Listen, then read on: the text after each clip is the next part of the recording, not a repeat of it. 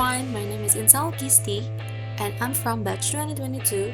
In this video, I'll be talking about business valuation, a way to find out the real value of a company. I'll explain it using simple mind map so it's easy to understand how the key ideas are connected, from basic finance concept valuation methods to real world challenge. Alright, let's see my mind map and learn more about business valuation together. Before we talk about how to value a company, we need to understand some basic finance ideas. First, the time value of money. Money today is worth more than the same amount in the future. That's why we calculate present value and future value.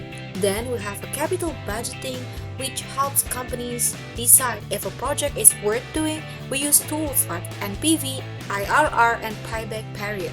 We also look at financial statement like a balance sheet, income statement, and cash flow statement to see how healthy a company is. Next, we use financial ratio like ROE, ROA to compare companies. Finally, we use investment strategies to look at the company, the industry, and the company itself. These basic ideas are the foundation of business valuation. After learning the basic, the next step is to understand how to value a company. Valuation helps us find out how much a company is worth, which is useful for investment, IPOs, or merge. There are three common methods. First is DCF, which looks at future cash flow. The next one is relative valuation, to compare companies' value. Next is option valuation. It is for special cases. We can look at the value from book value, market value, or appraisal value. We also need to know the difference between a company that's still running or going concern and one that's being sold or liquidation. This gives us a clear framework before choosing the right method.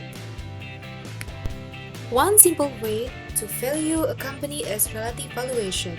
This method is like comparing prices in a store. We look at other companies and use numbers like PER, PBV, or EV or EBITDA.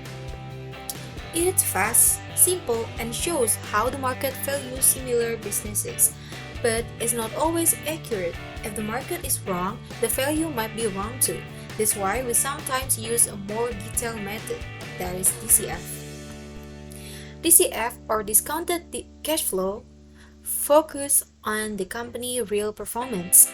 First, we found CAPM. This includes the risk-free rate, the market premium, and beta, which shows how rich the company is. Then we calculate WACC, the weighted average cost of capital. This is company's average cost of funding. We use WACC as the discount rate to bring future cash flow back to today's value. After we get the discount rate, the next step is to forecast cash flow. There are two types of cash flow. First is FCFF, free cash flow to the firm, and the next one is FCFE, that is free cash flow to the equity. We calculate future cash flow, then estimate the terminal value for the future. We bring this future value back to the present using WACC.